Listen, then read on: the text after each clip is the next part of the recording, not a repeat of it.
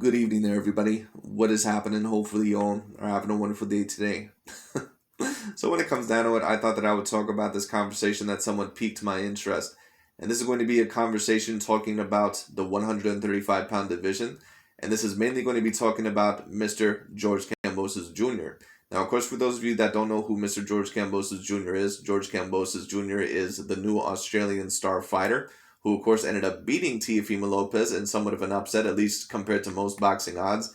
And he did upset overall the odds at least a little bit, in my opinion, because even though I thought that it was a decently tough matchup for both fighters heading into it, of course I did not think that George Kambosos was going to have the boxing skill or the athleticism to beat a Teofimo Lopez. I thought that he was going to put on a better performance, but Teofimo Lopez, he probably fought one of the lousiest possible fights that he probably could have fought. His defense was horrible. His head movement overall was almost non-existent. His feet were usually very flat and not too fast. And on top of that, Teofimo Lopez, he really did not exchange a whole lot with George Kambosos in the latter part of the fight or in the middle rounds. Because for whatever reason, he could not really guess the patterns and the same combinations that George Kambosos was throwing over and over and over again.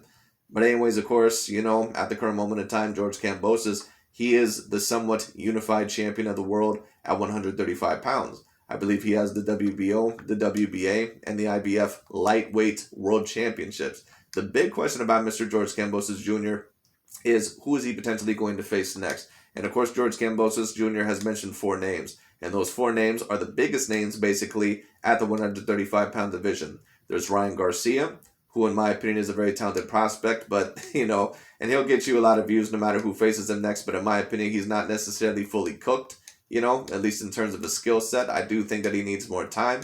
Of course, you have Mr. Vasyl Lomachenko, who was the former 135-pound unified champion or somewhat unified champion before he ended up losing to Teofimo Lopez. There's Gervonta Tank Davis, who, of course, in my opinion, is debatably the most talented fighter there and certainly is the biggest star there. And then, of course, you have Devin Haney, who is the WBC champion, who's a very decently talented fighter. But I wouldn't necessarily say that his skill set, all in all, is quite as comparable to Vasyl Lomachenko or Gervonta Tank Davis. But he can be just as big of a threat as them because in terms of build and in terms of height and reach, he's probably more of a natural 140-pounder. Because he's a person that I believe is about 5'8", 5'9", with I believe about a 71 to 72-inch reach. So he is a person that you do have to watch out for. But the big question about Mr. George Kambosos Jr. is, what fight is he more than likely going to take next, when it comes down to it? And that is going to be the big question. So we're going to review this video by Mr. AKHi TV, our favorite wigger white boy, when it comes down to it all in all. And a certain amount of people, they may disagree with what I just said there. But listen, and I'm not trying to offend anyone here or anything like that. But when you take a look at AKHi TV, and you take a look overall at the way, that he promotes certain narratives, and not only that, but the way that he talks, it's very clear that AKHi TV wishes that he was a black man. It just is what it is. And of course, AKHi TV, he's not a so-called Caucasian, overall from what I know. Apparently he has, Yemen background, which of course is Arab or Middle Eastern.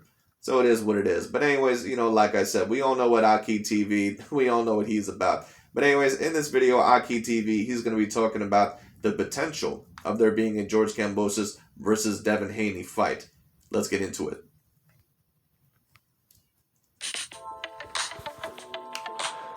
Great news. Devin Haney sent George Kambosos an offer he cannot refuse. As Eddie Hearn presented George Kambosos an offer to fight Devin Haney next for undisputed, for more money than Kambosos' entire net worth. Essentially, for more money than Kambosos made in his entire career, allegedly. Making it an offer that Kambosos cannot refuse. It's not 1, 2, 3, nor 4 million. It's way more than that, which raises the question, will Kambosos honor his word of fighting Devin Haney next for legacy, money, and history, or will he join the Dodgers team to be another duck in the field? Another teal. Now notice this, lightweight Dodgers team. Notice all the people that they have here. They have Ryan Garcia, Teofimo Lopez, Rolly Romero, of course, who, in my opinion, he backed out of the Gervonta Tank Davis fight because apparently some legal issues. In my opinion, Rolly Romero, he's really not that skilled, but it is what it is. And then, of course, you have Gary Russell Jr. and Vasyl Lomachenko. Now, that's not me saying that some of these fighters have not done some maneuvering. I think maybe that perhaps some of them have. But some may ask the question, well, you say that AKHi TV and new media that they have a pro-racial agenda, so why is a fighter like Gary Russell Jr. on here? And you must understand something. They will criticize certain fighters of that demographic if they do believe that they're not going to be the future #1 pound-for-pound fighter. But notice the main fighters all in all that they mainly protect. It's fighters all in all that still have something to mainly offer or are the biggest of assets. So the main fighters that they're going to protect, especially within that weight division, it's mainly going to be Gervonta Tank Davis. Because Gervonta Tank Davis, they take a look at as the most talented potential fighter and a person that maybe later on could threaten that #1 pound-for-pound spot. It's the same with Terrence Bud Crawford when he was fighting at the 147-pound division and with Errol Spence Jr. That's why for a very long time, they may talk shit on Keith Thurman, they may talk shit on Sean Porter, because those fighters have already lost. Those fighters are not going to be threats for a future #1 pound-for-pound spot. Terrence Bud Crawford and Gervonta Tank Davis are. So that is the reason why they're really protecting those fighters, even if they do face low-grade competition. But they're not going to do the same thing if it comes to Gary Russell Jr. because Gary Russell Jr. really has no threat of becoming the future #1 pound-for-pound fighter. Because who is Gary Russell Jr. really going to beat? I mean, I like Gary Russell Jr.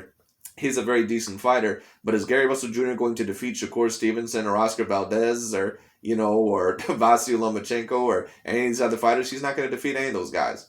At least in my opinion. Gary Russell Jr. is a very talented fighter, but at the end of the day, like I said, they know overall who is the biggest asset there, and it's Gervonta Tank Davis. So that's why they've been protecting him, basically just like Floyd Mayweather Jr. They're protecting him, and they won't mention how he's facing low-grade competition, and overall they're always trying to boost up his pay-per-view numbers and this, yada, yada, because they know that Gervonta Tank Davis is the biggest asset to them, him and Terrence Bud Crawford. Because if they're going to continue to try and promote the narratives that they're going to promote about Canelo Alvarez or other fighters like a Vasyl Lomachenko, that they're just great big white hypes and, they avoid and duck and dodge. Basically they have to try to confuse you, or basically they have to try to basically deceive you by saying that Gervonta Tank Davis and Terrence Bud Crawford usually face high-grade competition, even if that's not the case. But it is what it is. Lopez. Because really the only argument that they have, allegedly anyway, of why Canelo and some of these other, top-grade fighters, not of the black demographic, because we all know who they like to protect, the only argument that they really have, you notice mainly about Canelo, is that, Canelo ducks and dodges a lot of guys. Because they know that Canelo Alvarez, in terms of skill set, they know that he's the real deal. So what do they basically have to do? They can't allege all in all that Canelo is a shit fighter. I mean, they'll try to allege that here and there, but at the end of the day, the main thing they try to go after is the resume. So that's the main thing that they're going to go after. Only time will tell. Kambosos recently posted, "Honor, pride, and never before history." Well, guess what? The Devin Haney fight is for all of the history in the world, for undisputed, for honor and pride. To put icing on the cake, it's also for all of the money in the world. So there's no excuses. If Kambosos doesn't fight Devin Haney next, then he let his own country down, along with boxing and himself. But if he does honor his word... A lot of people actually, Devin Haney is not the fight that they want to see next. And that's not me saying that Devin Haney does not somewhat deserve the big fights. That's not what I'm saying. But for Devin Haney, I do believe it is going to be a little bit harder for him to get some of those bigger fights. Because Devin Haney is a person to where, sure, he has the WBC belt. But at the end of the day, he's very similar to that of a Demetrius Andrade. And I'm not saying that Demetrius Andrade and Devin Haney, in my opinion, are, as skilled as what some people try to prop them out to be. But the reason why it's going to be difficult for them to get fights is because they are at least somewhat decently skilled. They're at least decently A-grade fighters. Whether they be on the A- or A-grade level in terms of skill set. In my opinion, they'd probably be on the A- level, but still on the A-grade level. The problem is that they just don't have the biggest of fan bases. Gervonta Tank Davis, Ryan Garcia, and Vasyl Lomachenko, they all have bigger fan bases and usually more pound-for-pound acclaim. Or I won't say pound-for-pound acclaim for Ryan Garcia, but all in all, it's worth the risk probably for George Kambosos to take any one of those fights next versus Devin Haney. Now, don't get me wrong, eventually he will have to face a Devin Haney. But at the current moment in time, because he is in the driver's seat and he just did get that big win over Teofimo Lopez, if he were to take on a Vasyl Lomachenko or Gervonta Tank Davis next especially, I don't think that a lot of people are really going to have a problem with that. I certainly would not have a problem with that because both of those fighters are extremely, extremely talented. And Vasyl Lomachenko, that is the fight that I do believe that the majority of the fans want to see. George Kambosos, he had voting, I believe, all in all, within that Twitter of his, And he basically asked, who do you guys want to see me face next? And the majority of the votes went to Vasyl Lomachenko. And I've seen certain channels like Boxing Eagle say, oh, well, it was only a certain amount of votes. No, the people want to see Vasyl Lomachenko versus George Kambosos Jr. next. That's the fight that they want to see. Now, understandably, these channels, they want to see Devin Haney versus George Kambosos, Jr. I think that that's a great fight as well. But I understand why a certain amount of people want to see Vasyl Lomachenko versus George Kambosos, because they want to see Vasyl Lomachenko get redemption. And he's a person that if he is going to get redemption, he has to do it soon because he's 33 years old. And on top of that, 135, it's not a division, in my opinion, that is really naturally his size anyway. All those guys are naturally bigger than him. They're lengthier than him. Some of them, they have around the same power as him because Lomachenko, in my opinion, he is an A-grade puncher. He's a very, very talented athlete, but he's not super duper big for that division. He's a person that's, 5'7", 5'8", with the 65-inch arm reach. That is actually very decently short arms for his size. So Vasyl Lomachenko, if he is going to get redemption, if he is going to possibly get those belts back, he has to do it now. And fight Devin Haney next for history, pride, and honor.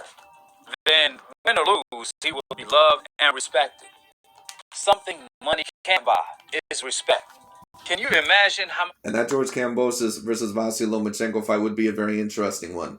Because even though, in my opinion, George Kambosos on the surface doesn't look as good as Vasyl Lomachenko in terms of skill set or some of these other fighters, he is a very decently tricky fighter. Don't underestimate him. He's a fighter that has very quick feet, very good feet. He has decent power, very good hand speed, very, very fast feet. He's a person that is not to be underestimated. The only fault that I would mainly say with George Kambosos, though, is that George Kambosos, he doesn't really have a great defense. He doesn't like to keep his hands up a lot of the time.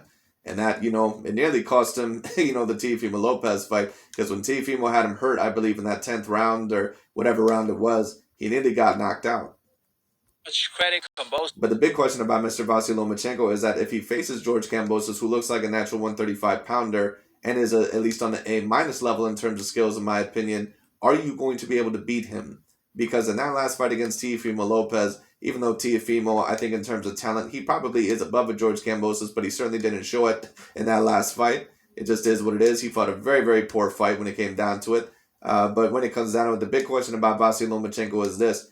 Will you be able to beat a George Kambosos? Because George Kambosos is an A-grade fighter. He is. That would be one of the bigger wins in Vasyl Lomachenko's career if he can pull it off. And I like Vasyl Lomachenko. Vasyl Lomachenko currently ranks number 10 on my pound-for-pound list. And, I released that top 10 pound-for-pound list, I believe, a few days ago. I actually had Gervonta Tank Davis above Vasyl Lomachenko on my pound-for-pound list. And some people said, oh, well, I disagree. Gervonta Tank Davis, he hasn't really fought anyone all that great. And although I somewhat agree with you, besides Leo Santa Cruz, Gervonta Tank Davis hasn't really fought that great a competition.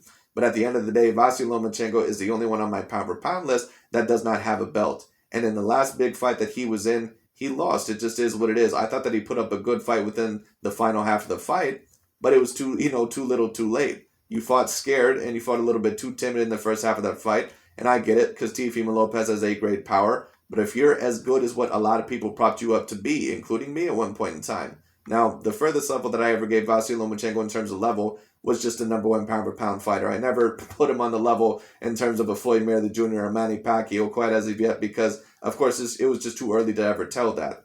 But I believed at one point in time that Vasyl Lomachenko did deserve the ranking of number 1 pound-for-pound fighter. So the big question is this, did you truly deserve that ranking? Or all in all at 135, are you going to lose some of the other bigger fights there? Was the Teofimo Lopez fight, was that just one bad performance? Or are you going to perform bad against George Kambosos and some of the other fighters there as well? Because if you're a top 10 pound-for-pound fighter, you can't just perform very well against one weight class. You're going to have to perform in a multitude of weight classes very good. So it just is what it is. We'll see how great Vasyl Lomachenko really is if he gets into this fight. This is going to receive for fighting the A-class boogeyman in the sport of boxing, for undisputed in one of the deepest divisions in boxing. There isn't a bigger accomplishment than that. You either go hard or go home. However, if Kambosos turns the fight down, there isn't a bigger duck than that. Essentially, that's like breaking the scale when it comes to ducking, with the facts being laid out. As much as I want to be... Well, like I said, I don't have a problem with the Vasyl Lomachenko fight next if he faces him because Vasyl Lomachenko, he has a lot of pound-for-pound claim. And if someone does defeat Vasyl Lomachenko, they're going to get a lot of credit. So if George Kambosos, he realizes, I think, that if he beats Vasyl Lomachenko, he's going to get a very decent amount of pound-for-pound claim, and he's going to be remembered as one of the great fighters of his generation. Where if he just goes in there against Devin Haney next, and basically, all in all, possibly loses his title to a person that, is a very decent fighter, but doesn't necessarily have a lot of pound-for-pound acclaim, and maybe not, doesn't have as big of a following as some of the others, within that weight division, it's just not a good look. So Devin Haney, unfortunately, he's in a very similar situation to what a Demetrius Boo Andrade would be. And new media, they're really trying to build up his fan base, and, I get it. I think that that's a good thing. But when it comes down to it, I just don't think that that's the fight the fans want to see next. I think that eventually that's, what the fans will want to see. But at the current moment in time, Vasyl Lomachenko, I believe that is the fight that they mainly want to see. Optimistic that George Kambosos will do the right thing and fight Devin Haney next to deliver the fight that the whole world wants to see. The reality, George Kambosos' statements as of late has suggested otherwise. If you recall Kambosos and Devin Haney latest back and forth, on one hand, Devin Haney is all serious, trying his best to take care of business in order to deliver the fight. On the other hand, Kambosos is telling Devin Haney to sell his jewelry. I mean, who does that? Why is Kambosos worried about another man's pocket and how he's spending his money? I don't actually think that he is truly worried about how Devin Haney is spending his money, but basically what he's saying is that, you have enough money to buy jewelry, you should have enough money to make me a great offer. But George Kambosos, he doesn't seem overly interested in that Devin Haney fight, at least at the current moment in time. He's going to try to go after Gervonta Tank Davis or Vasyl Lomachenko next, and I don't have a problem with either of those fights. The only thing Kambosos needs to worry about is his own business and the offer Eddie Hearn sent him.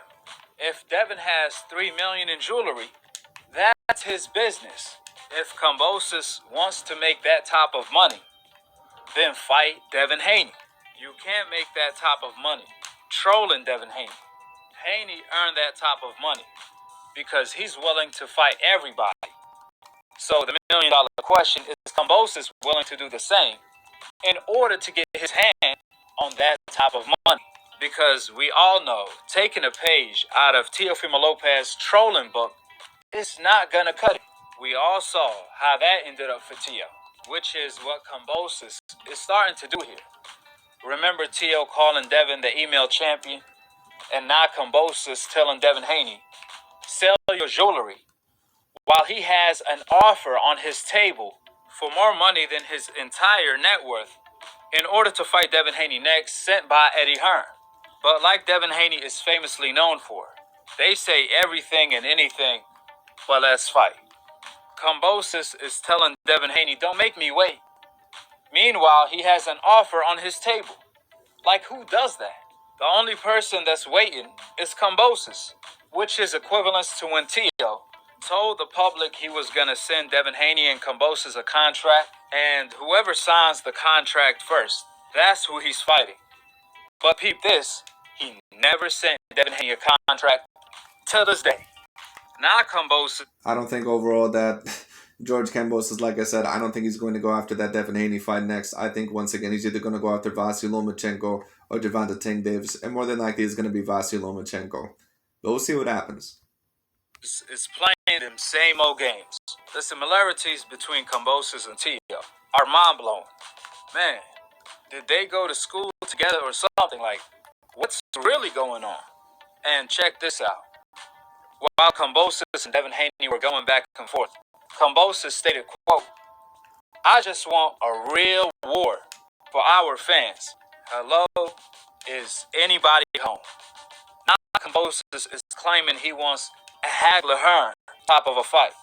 And you know what? The way Devin Haney fought his last two fights, Devin most likely will give it to him how he wants it. However, it's so hypocritical. Devin Haney, in my opinion, like I said, he reminds me of a lesser version of a Demetrius Andrade. He's mainly a slickster. He's mainly a person that tends to fight on the back foot, and he's a defensive fighter. And I don't have a problem with that style. Never had a problem with that style. However you fight is however you fight. But when it comes down to it, at the end of the day, I don't think that I don't think all in all that George Kambosos is 100% interested in that fight, at least for him next.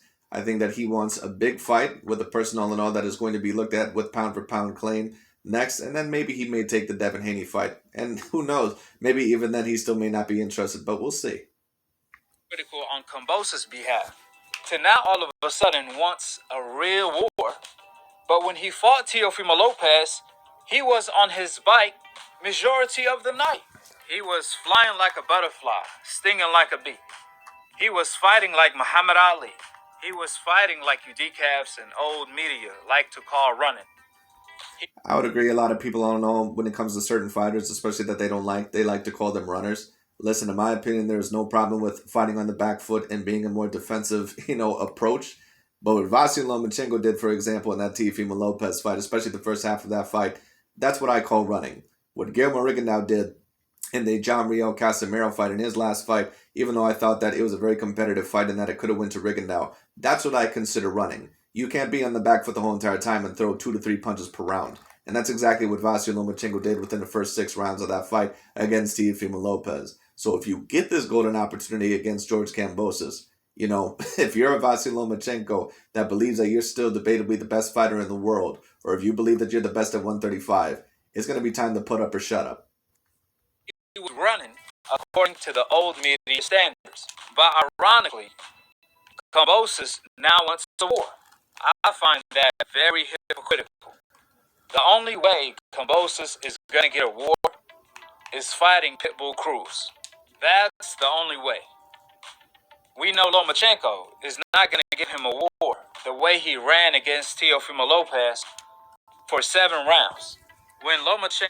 Well, I agree that he did run against Teofimo Lopez, but this is the thing about Vasyl Lomachenko. He does look more adjusted, or he looks like he knows that he's going to have to risk it a little bit more against those bigger fighters. That's exactly what he did against Comey and Nakatani. But the big question is, are you going to do that against George Kambosos Jr., Devin Haney, Gervonta Tank Davis, etc., etc., etc.?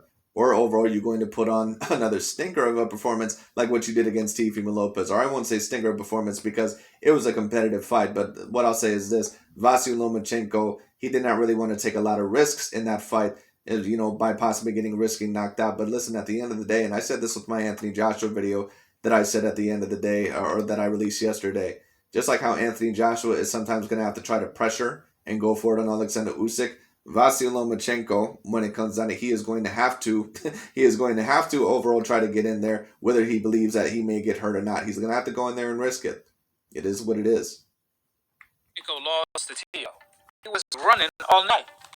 And last but not least, Kambosos continues to say he wants to fight in Australia in front of 80,000 fans. But let's all be realistic. With this new COVID breakout, Omicron, it's not going to happen since Australia has one of the strictest... Well, it could happen. And Australia does have a very strict COVID situation. For those of you that, of course, have heard about the Novak Djokovic situation, and I'm a big tennis watcher, so of course I've heard about it. Of course, they have a very, very big breakdown protocols. But we'll see. If George Kambosos and both fighters, if they have the vaccine, or if there's some sort of immunity, or all in all, if they can get, man, what the hell is the word that I'm looking for? I can't remember, but if they overall, can basically get a doctor's okay to go into the country, they may be able to make the fight happen. So, could be difficult, but I don't think that it's impossible. COVID protocols than many other countries, including the United States. Now, unless a miracle takes place, that's going to be nearly impossible to do, since the COVID cases are rising by the day. And in some countries, their COVID cases are higher now than a year ago. So again, is that Teofimo Lopez playback? Remember when Teo tried to justify ducking Devin Haney undisputed fight by stating, who will turn down a Kambosos fight in Australia to fight in front of 60,000 fans?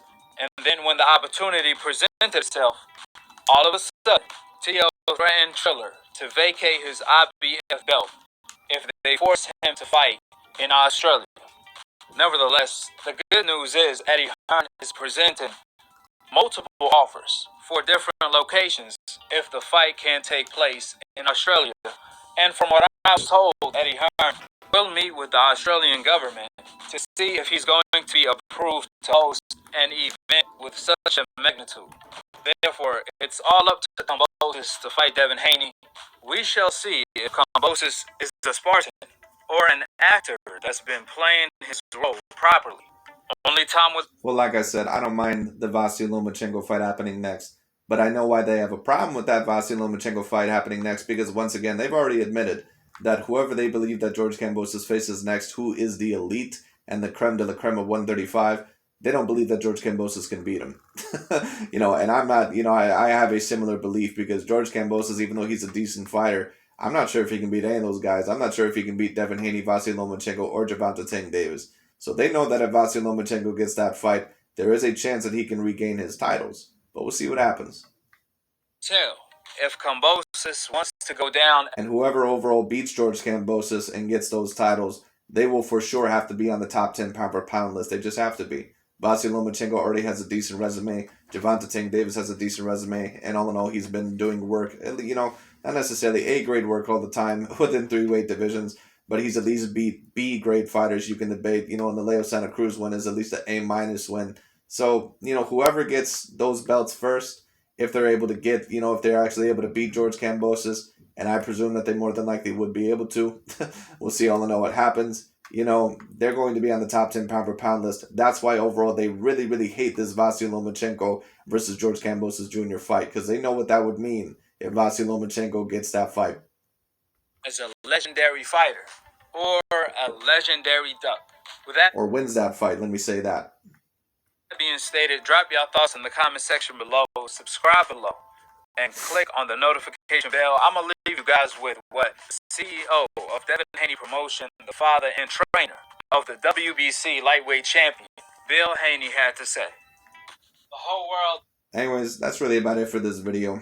I'm not really going to go throughout the interview of what Bill Haney has to say, but we'll see all in all what happens. George Kambosos, the Vasyl Lomachenko, and those fights I think are very, very decent fights. However, if he does end up getting through one of those fighters, he is going to have to face Devin Haney next, or there is going to be a certain amount of pressure on him. So we'll see what happens. But anyways, that's really about it for today. We'll see all in all what happens. If I had to guess what fight is more than likely going to happen next, more than likely the Vasyl Lomachenko versus George Kambosos Jr. fight. But we'll see. We'll see. You never know.